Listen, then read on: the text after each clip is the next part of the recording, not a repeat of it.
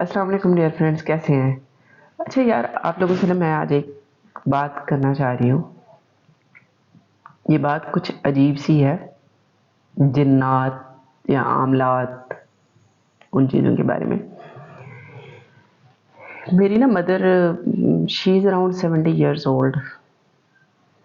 वो डायबिटिक हैं, हाइपरटेंसिव भी हैं। अराउंड 2 ईयर्स बैक वो ना मेरे साथ रह रही थी, क्योंकि मेरे बच्चे छोटे हैं तो वो मेरे साथ रहती थी। तो रमज़ान शरीफ था और वो सुबह उठी तो उन्होंने कहा कि मैं बच्चों के कपड़े जो है ना वो वॉशिंग मशीन में डाल दूँ। ऑटोमेटिक वॉशिंग मशीन है, मतलब उसमें उन्हें डालने के लिए वो गई है ना, तो वो स्लिप हुई या गिरी जैसे भी, तो उनकी बाजू का फ्रैक्चर हो गया। अच्छा, बाजू का फ्रैक्चर हुआ और उसके बाद हमने उसको कराया जो भी प्रोसीजर था, और उसके बाद वो काफ़ी बीमार हो गई, इस कदर ज़्यादा कि पता लगा कि उनको नेफ्रोपैथी हो गया है। मतलब उनका क्रिएटिनिन लेवल बढ़ गया था, उनको शदीद यूटीआई हो गया था, और वो ऑलमोस्ट 2 मंथ्स बेड रिडन रहीं और she was unable to sleep. और जो चीज़ वो बताती थी वो ये कहती थी कि मुझे जब मैं गिरी हूँ, मुझे ऐसे लगा जैसे मुझे इसने धक्का दिया हो। तो हम उनको कहते थे कि आपको ऐसे फ़ील आती है, ऐसा कुछ भी नहीं होगा। एनी हाउ, जैसे पूछने आते हैं लोग, तो एक रात को मेरे मामू आए और ही सेड कि फ़लाँ जगह एक आमिल है, तो वो 30,000 रुपीज़ लेता है और वो अमल करेगा या दम करेगा, वटेवर, और ये ठीक हो जाएंगी। मेरे तो ना हाथों के तोते उड़ गए। एक तो मामू, दूसरा मुझे इन चीज़ों पे ट्रस्ट नहीं था, तीसरा इस कदर पैसों के साथ, तो मुझे तो बिल्कुल भी ये बात मतलब हज़म नहीं हो रही थी, अनबिरेबल थी कि यार व्हाट इज़ दिस नॉनसेंस, इतने ज़्यादा पैसे और वो भी एक आमिल को। मैंने तो डॉक्टर्स को कभी पैसे नहीं दिए, फ़ीस नहीं ली, मतलब डॉक्टर्स भी मेरी मदर को फ्री में चेक कर रहे थे, तो इतने ज़्यादा पैसे मैं एक आमिल को कैसे दे सकती हूँ, और उस बंदे को जिस पे मुझे ट्रस्ट ही नहीं है। बट उन्होंने इसको थोड़ा सा क्रिटिक होके ये कहना शुरू कर दिया कि हाँ पैसे बहुत ज़्यादा है, हाँ ये वाला इशू है। तो मैंने कहा एक्चुअली ये वाला इशू इतना नहीं है, मतलब ये एक ऐसी चीज़ है जिस पे मुझे बिल्कुल भी यकीन नहीं है। तो आप ऐसे करें, ये पैसे आप भर दें, तो अगर वो ठीक हो गए तो मैं ये पैसे आपको रिटर्न कर दूँगी। तो इस बात पे भी वो रेडी नहीं थे। अब मेरी mother, she takes her family pension, तो मुझे कहने लग गई कि मैं वो पैसे दे दूँगी, तो आप कर दें। तो मैंने कहा नहीं, मेरा तो दिल भी इस बात पे नहीं मानता कि आप भी पैसे दें, नॉट एट ऑल, मतलब this is not possible at all. खैर मैंने अब उस पर थोड़ा सा काम करना शुरू कर दिया कि कुछ अथेंटिक लोग हैं या नहीं हैं इस फील्ड में, या कोई वाकई इस तरह होता है, या इस तरह का कोई बंदा जिसको आजमाया जाए तो एटलीस्ट वो पहले से चार्ज ना करता हो इस कदर। तो एक थे मेरे हॉस्पिटल में बंदा था, तो उसने मुझे कहा कि हाँ एक है बंदा, तो मैं आपकी वहाँ जाके बात कराऊंगा अपनी मदर को, आपने दम करवाना है। तो मैंने कहा ठीक है।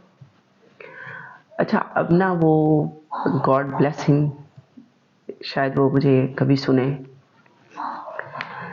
तो वो गए और उन्होंने वीडियो पे मेरी बात करवाई, वीडियो पे मेरी मदर की, मतलब वीडियो कॉल से उन्होंने दम करवाया।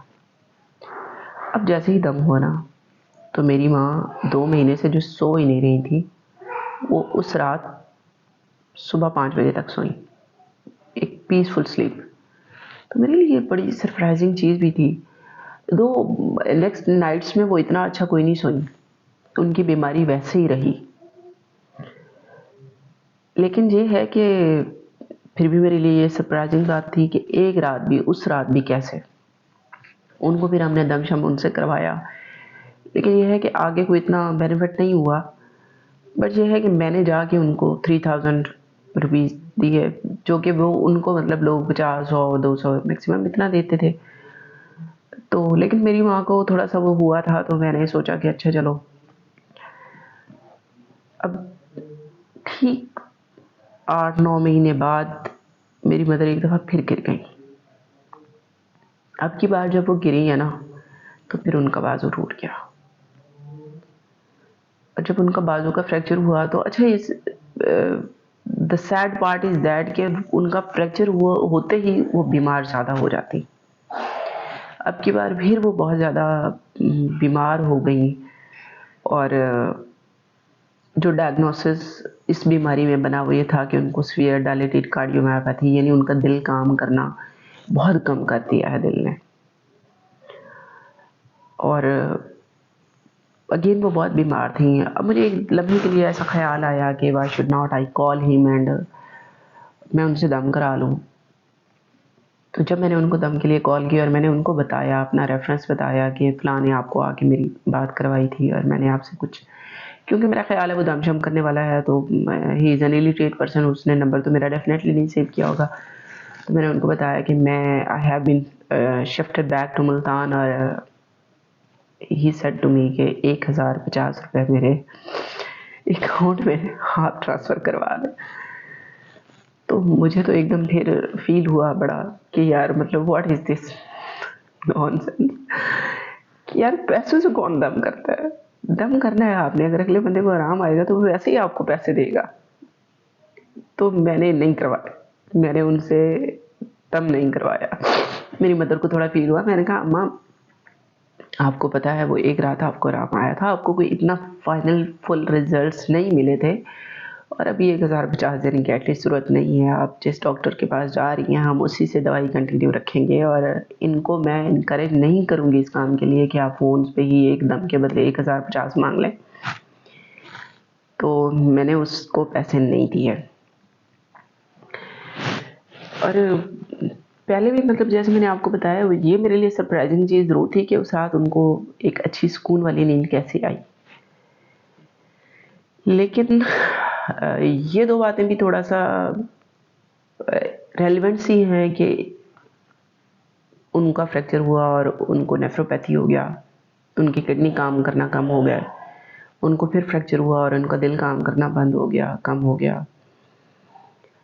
तो लेकिन खैर मतलब कुछ मेरे मेरे जो मदर साइड है उन लोगों का ये ख़्याल है कि कुछ जादू टोने इस तरह की चीज़ें होती हैं।